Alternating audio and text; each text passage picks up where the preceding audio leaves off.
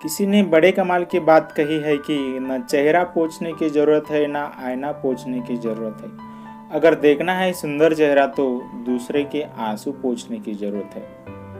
एक छोटी सी कहानी, लॉकडाउन की सच्ची कहानी। लॉकडाउन के अनाउंस होने के पहले कुछ सोसाइटीज़ में मेड्स और कुक का आना बंद कर दिया था। दिल्ली के एनसीईआरटी के पॉश सोसाइटी में भी एक कपल रहता था अपने बच्चों के साथ में। जब मार्च में कोरोना वायरस का खतरा बढ़ रहा था तो इनके सोसाइटी में भी मेड्स और कुक का आना बंद हो चुका था। एक दिन नाश्ते के टेबल पर ये पति पत्नी बात कर रहे थे। पति ने बोला कि मुझे लगता है कि हमें मेड और कुक का आना हमने तो बंद कर दिया है, तो इनका पैसा भी रोक देना चाहिए।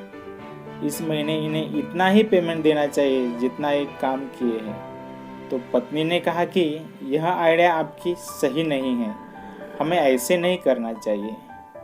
ये दोनों पति पत्नी अपने मेड और कुक को अच्छी खासी पेमेंट दे रहे थे, खुद भी अच्छा खासा कमा रहे थे, लेकिन पति देव के उनके ख्याल बदल गए।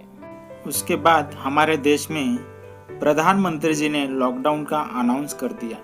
लॉकडाउन का अनाउंस हुआ तो मालूम चला कि 14 अप्रैल तक सब कुछ बंद रहने वाला है। तब पति ने अपने पत्नी से कहा कि अब तो 14 अप्रैल तक सब कुछ बंद रहने वाला है, अब तो हमें उन्हें ना अप्रैल की ना मार्च के पैसे देने चाहिए। तो पत्नी विरोध करती चली गई, लेकिन कोई बात समझ नहीं उनके पतिदेव को। यह मामला चलता चलता चलता 14 अप्रैल तक चला आया।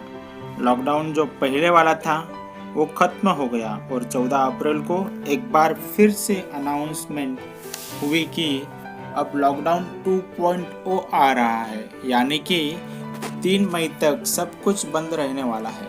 और जहां यह बात सामने आई तब कुछ कंपनीज ने अपने फैसले बदलने का सोच लिया।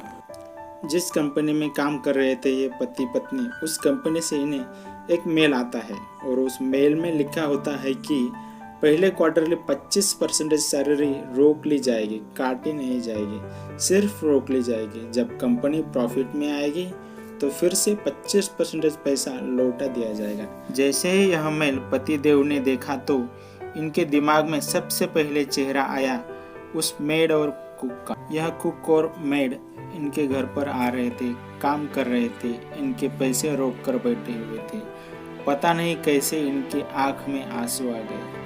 पत्नी को नहीं बताया, चुपचाप से जाकर अपने मेड और कुक को कॉल लगाया और बोला कि आपके सारे पैसे मैं दे दूंगा, अप्रैल की सैलरी भी दे दूंगा, मई की भी दे दूंगा, आप चिंता मत करना, कुछ भी बात हो मुझे कॉल करना।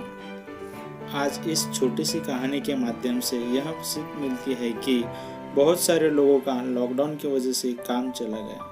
छोटी सी मदद से इनके महीने का घर चल सकता है।